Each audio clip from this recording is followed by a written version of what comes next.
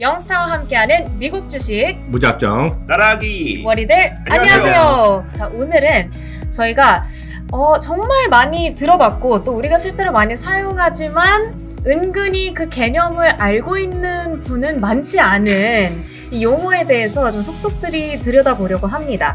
사실 우리가 최근 들어서 bear market 굉장히 익숙하게 많이 얘기를 하잖아요. 영스타께서 이제 정확한 유래를 설명을 해주실 건데요. 네, 정확한 건 없죠. 정확한 건 뭐 교과서에 나오고 있는 건 맞는데 저희 2019년 월스트리트 기사까지 찾아봤어요. 그래서 오늘 여기서 나오는 얘기는 2019년 월스트리트 기사입니다. 여러분들이 딱 이렇게 검색해서 들어가시면 기사가 양이 꽤 많아요. 네. 근데 큰 틀에서 보면 곰은 이제 겨울잠을 자잖아요. 그렇죠. 그래서 겨울잠을 자니까 쉬는 시간도 있으니까 그래서 뭔가 좀 쉰다 그런 의미에서 그런 것도 약간 좀 말이 좀 되는 것 같고요. 네. 황소는 뭔가 좀 달려드는 성격이잖아요. 네. 투구장에서 막 달려들잖아요. 그쵸. 그래서 황소는 달려가고 곰은 뭔가 겨울잠 하니까 약간 그거 좀 이해가 되는 것 같아요. 이 월스트리트 기자가 찾아봤더니 1850년대 이전에는 불마켓, 베어마켓이라는 것을 자기네가 검색해서 찾아볼 수가 없었다는 거예요. 물론 간혹 시장이 강했던 날 아주 시장이 불같다, 불마켓이라고 표현하는 정도였지만 어떤 조건에서 불마켓, 베어마켓을 얘기한 건 못 봤고요. 다만 1902년에 참고적으로 아시면 좋은데 월스트리트 저널의 창업자가 찰스 다우입니다. 네. 찰스 다우라는 사람이 만든 건데 찰스 다우가 주가가 전고점을 넘어설 때 강세장 그리고 그걸 불마켓, 반대의 경우를 베어마켓이라고 얘기했던 거가 나온대요. 1902년 기사에. 지금과는 살짝 다르네요. 약간 다르지만 그 당시 전고점을 넘어갈 때, 전저점을 떨어질 때 불마켓에 베어마켓이라고 얘기했던 게 있겠고요. 1949년에는 또 구체적으로 이것도 역시 월스트리트 저널인데 18% 이상 하락. 지금은 22거든요. 20%를 허들을 두고 있는데 18% 이상 하락이나 혹은 반등 시 베어마켓, 불마켓으로 얘기했던 또 기사가 나온다고 합니다. 그렇지만 지금 같은 뭐 20%가 딱 정해진 건 아닌데요. 1962년 7월 이번에는 월스트리트 저널이 아니라 뉴욕타임즈에 이렇게 났다고 합니다. 뉴욕타임즈에 1961년 12월 고점 대비 그 당시에 기사에 보면 61년 12월 고점 대비 20% 하락했다는 내용을 소개하면서 베어마켓이라고 이렇게 썼다는 거예요. 그래서 그 다음부터는 뭔가 20%라는 것을 주면서 20% 이상 올라갔을 때 떨어졌을 때를 일반적으로 지금 베어마켓, 불마켓이라고 쓰는 것 같다라고 얘기하는 것이 월스트리트 저널 2019년 월스트리트 기사에서 나온 얘기다. 말씀드렸습니다. 네. 그렇죠. 이제 정확한 어원은 찾기가 좀 힘드나 이런 다양한 이야기들이 있다. 네. 그러면은 저희가 용어 정리를 하는 김에 네네. 우리가 correction이라고 불리는 조정은 어떤 맞아요. 뜻일까요? 코렉션은 이제 똑같은 기준으로 전고점 대비 10% 하락. 그러니까 10% 정도 하락에서 20%까지 하락을 우리가 조정, 코렉션이라고 하고 있겠고요. 네. 20% 이상은 약세장, 반대는 불마켓, 강세장을 얘기하고 있는데 이 1920년대 이후부터 그 쭉입니다. 쭉 해갖고 정확히 보면 이제 1945년 그 2차 세계대전 이후를 보는데요. 여기 보면 소위 10% 이상 떨어진 걸 모두 순서대로 한 겁니다. 왼쪽 대부분 10%고 제가 오른쪽을 보면 2007년 리만 사태 때 보면 56% 떨어진 게 있잖아요. 제일 많이 떨어진 건데요. 그걸 모든 순서로 쫙 했어요. 넌 리세션, 리세션이 없을 때는 12.5%, 리세션이 수반했을 때는 23.5%. 저희가 개념을 정리해 봤으니까 예시를 들어서 케이스를 설명해 주시면 어떨까요? 네, 그래서 제가 오늘 좀 이런 얘기를 하는 거는 제 녹화 기준이고 아마 녹화 올라가는 날에는 이게 20% 이상 떨어졌을 수도 있을 거예요. 그래서 이게 계속 말씀드리지만 이렇게 엄청나게 없는 일이 아니고 꽤 자주 있는 일이라는 관점에서 그래도 상식적으로 좀 아시라고 말씀드립니다. 헷갈려하기 때문에 2020년 이후의 상황과 지금 비교하면 딱 이해하실 것 같아요. 2020년에 고점이 있죠. 고점이 2월 19일이었어요. 2월 90일이 사상 최고가 갔던 날인데요. 그때 2월 20 며칠인가가 아마 그 팬데믹이 선언됐을 겁니다. 정확한 날짜를 까먹었는데 약세장이 진입된 것이 선언한 것은 3월 12일이에요. 그래서 오늘 그림 보시면 enters bear market이라고 써 있잖아요. 네, 그거가 되겠고요. 더 저점 간 거가 저점이 3월 23일입니다. 그래서 요 기간이 이제 30 며칠이라는 거예요. 30 며칠이고 그 달력으로 30 며칠이고 그 거래일수로 보면 불과 11일 만에 이렇게 주가가 바닥된 거죠. 그러니까 진입 선언한 다음부터는 11일 전체적으로 보면 이제 그 20 며칠 만에 거래일수로 보면 그래서 떨어졌고요. 그래서 약세 기간이 여기서 피크에서 최전 바텀까지입니다. 그리고 우리가 약세 기간이라고 하죠. 그 다음부터는 지나고 나니까 20% 이상 다시 회복하니까 그 다음부터 요 저점부터가 강세장으로 바뀐 거죠. 그래서 주식시장은 베어마켓 아니면 강세장 두 개밖에 없는 거죠. 그렇게 좀 이해하시면 되겠습니다. 그래서 직전 고점은 언제 회복했냐면 2020년 8월 18일 날 회복했어요. 8월 18일. 네네. 그러니까 이때까지 기간이 또 전체적으로 보면 6달 정도 걸린 거죠. 그래서 6달 만에 다시 사상 최저가를 회복한 거죠. 그래서 이렇게 이해하시면 되겠습니다. 약세장과 강세 나중에 그래프를 보면 강세장을 언제 하냐? 지나고 나서 하는 거죠. 그때가 바닥이었다는 걸 아는 거죠. 그래서 요거를 평균적인 하락 기간과 폭, 그 1928년부터 지금까지 보면 전체적으로 보면 26번의 약세장이 있었어요. 네. 그래서 평균 하락폭 많이 들어보셨을 것 같습니다. 35%가 떨어졌고요. 하락 기간은 289일. 이거는 캘린더거든요. 그러니까, 그러니까 10달 정도? 10달 정도 만에 좀 득반급 떨어졌고요. 최악은 이제 31년에서 32년 60%가 떨어진 적이 있죠. 그리고 또 가장 최근에는 50% 이상 떨어졌던 것이 리만 사태 때 떨어졌죠. 최악은 60%가 불과 200일 만에 떨어진 거가 되겠고요. 최장 기간은 73년에서 74년입니다. 그래서 폭은 48%, 하락 기간 630일. 그래서 참고적으로 보면 제일 많은 사람들이 염려하는 것은 리만 사태 이걸 염려하는 게 아니라 사람들이 지금 많은 사람들이 염려하는 거가 73년에서 74년. 요걸 이제 걱정하는 이유가 그 당시가 유가가 올라갔어요. 중동 전쟁 나서 유가가 엄청 났고 유가가 엄청 나고 올라오고 먹고 살기가 힘든데도 적극적으로 이제 금리를 인플레이션 잡기 위해서 금리를 올렸거든요. 그래서 그때 48%가 떨어졌고 기간은 630. 기간 632년 동안 내내 재미가 없었어요. 이제 약세장에 진입했던 그 케이스들을 쭉 표를 통해서 위원님께서 보여주셨거든요. 네네. 그럼 이제 다시 좀 정리를 해서 1928년 이래 얼마나 자주 약세장에 진입했는지 그리고 그 기간 동안에 평균 회복하는데 얼마나 오래 걸렸는지를 정리해 주세요. 이제 또 회복하는 게 더 중요하잖아요. 네. 말씀드렸다 26번의 약세장이 있었는데요. 평균 이걸 보면 3.62 정도 나옵니다. 나누면은요. 그래서 그걸 보면 흔히 3년 반.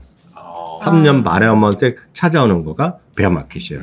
그럼 도대체 이제 그럼 전체적인 앞서 말씀드렸던 것을 표로 하나로 아까는 숫자니까 그림으로 제가 딱 보여드리겠는데요. 얼추 한 1945년, 1950년대 이후에 전체적인 우리의 그림, 약세장을 모두 그림을 그려놓은 거예요. 그래서 보면 파란색은 하락폭입니다. 위아래로 그리면 하락폭이 되겠고요. 첫 번째 그 약간 진한 남색은 하락 기간이에요. 하락 기간. 그래서 지난번에 보면 2020년 거 제일 오른쪽 보시면 딱 한 달 만에 떨어졌잖아요. 한 달.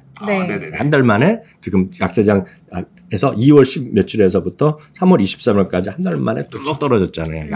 하락 기간이에요. 그래서 이걸 많이 기대를 하시는 거죠. 지금요.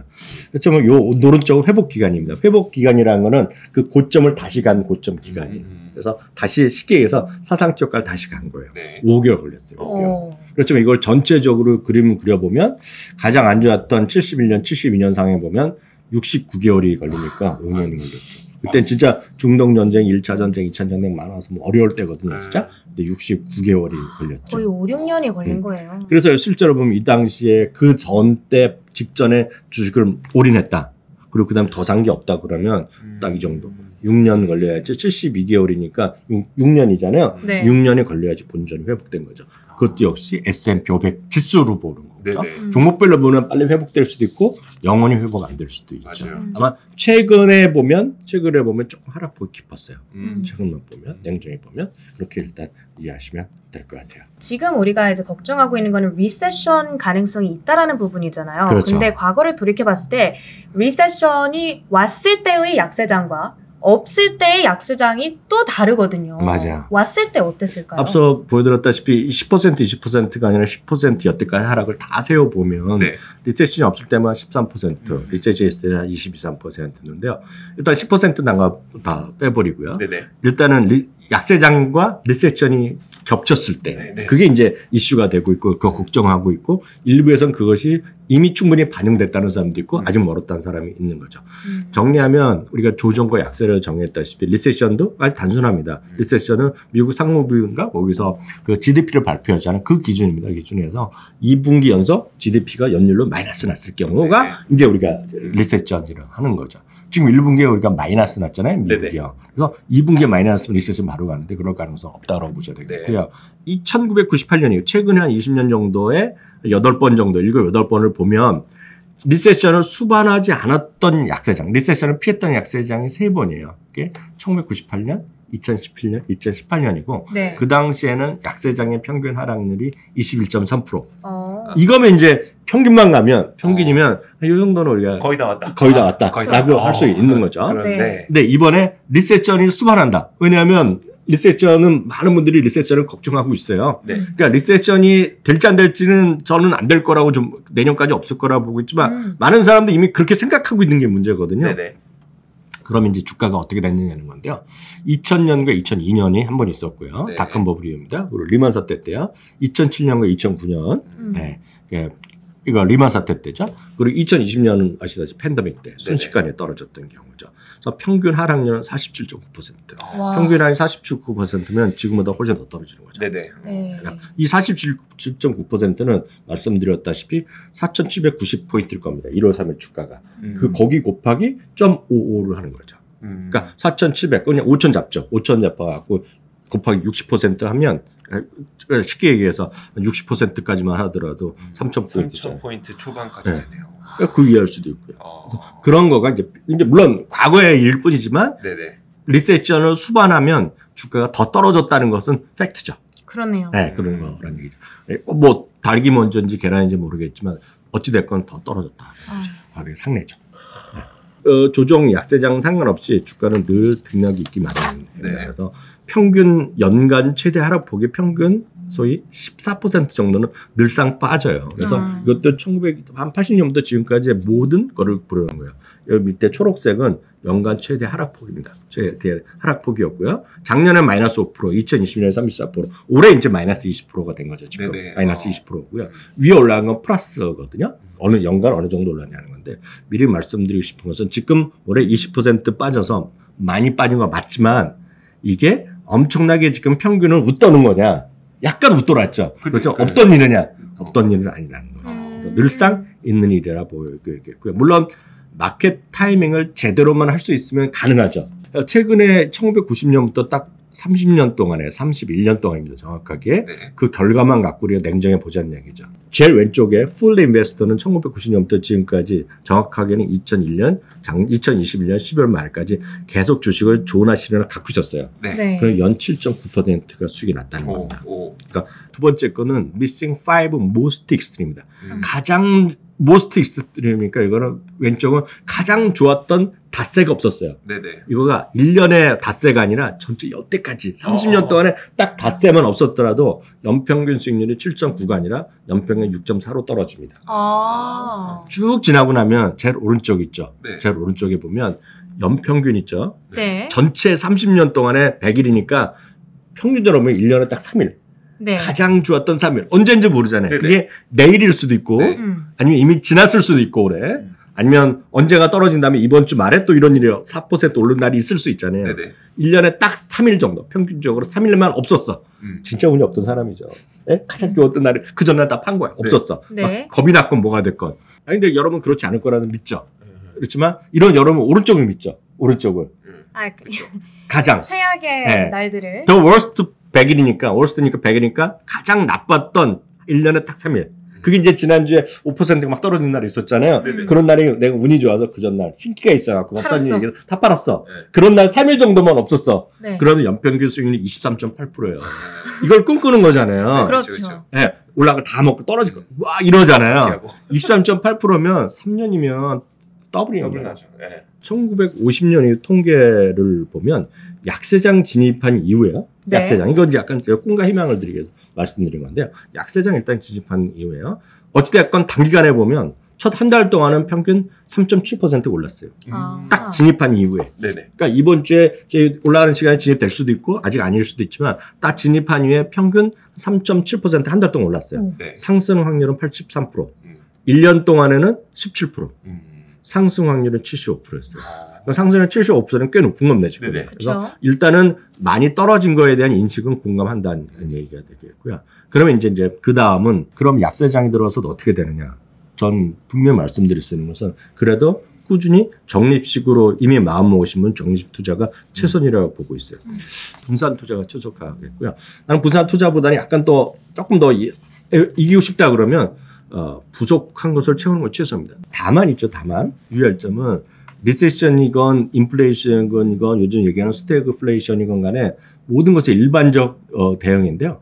여러분 정말 주식을 만약 선택하시는데 진짜 모르겠다. 난 지수는 싫다 그러시면 일반적으로 얘기하는 것도 있어요. 그게 퀄리티 주식입니다. 퀄리티. 네네. 뭐라고 표현한 간에 퀄리티한 얘기예요. 퀄리티. 좋은 회사. 좋은 회사가 장부상으로 부도날 가능성이 없고 자기 자본이 이런 뭐 그런 것들이에요. 네. 그리고 시장이 어렵더라도 뭔가 대신 주는 거.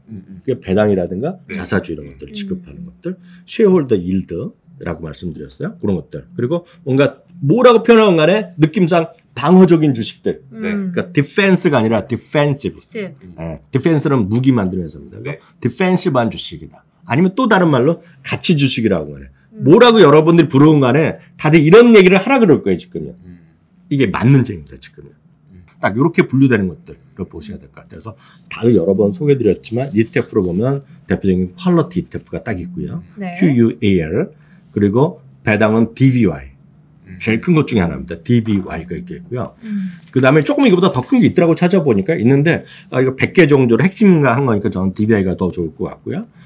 배당과 자사주는 DIVB. 디비던드 앤드 바이백, DIVB라고 말씀드렸고요. 전 세계에서 가장 큰 가치주 ETF는 뱅가드에서는 밸류 인덱스 펀드, VTV입니다. 아하. 세상에서 가장 큰 가치주 ETF가 되겠고요. 한번 소개해드렸지만 그냥 뭔가 이름부터 디펜시브 하잖아요. 네, DEF, DEF 네. 이런 것들이 여러분들이 대안이 될 수 있는데 근데 가장 중요한 것은 지수를 꾸준히 사는 거를 이길 수가 없고 다만 지수보다 약간 다른 걸 하고 싶으신 분은 종목은 돈을 잘 버는 기업들 아니면 ETF는 제가 말씀드린 이런 것들 이런 것들이 좀 무난하지 않을 것 같아서 특별히 준비해봤습니다. 아, 네, 알겠습니다. 지금 이제 우리가 굉장히 어려운 싸움을 하고 있어요, 여러분들. 우리가 주식시장 지금부터 몇 달간 혹은 뭐 1년 이상 쉽지 않을 거를 알고서는 우리가 뛰어들고 있는 판이기 때문에 이럴 때일수록 가치가 있고 퀄리티가 있고 방어적인 성향을 지니고 있는 그런 ETF나 주식에 투자를 해야 된다라는 차원에서 오늘 이런 ETF를 소개해드렸고요.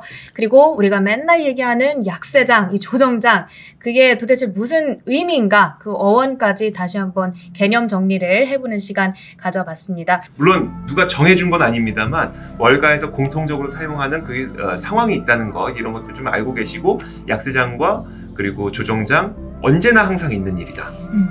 언제나 진짜 매년 있는 게 조정 그리고 가끔 오면 약세 3년 반마다 한 번씩. 너무 특이한 일 아니다. 이렇게 생각하시면은 훨씬 더 좀 편안하게 좀 길게 보실 수 있을 것 같아요. 네. 네, 좋습니다. 자, 여러분들 오늘 저희가 준비한 시간 여기까지고요. 다음에 또 무작정 따라하기 시간 통해서 인사드리겠습니다. 월이들 고맙습니다. 감사합니다.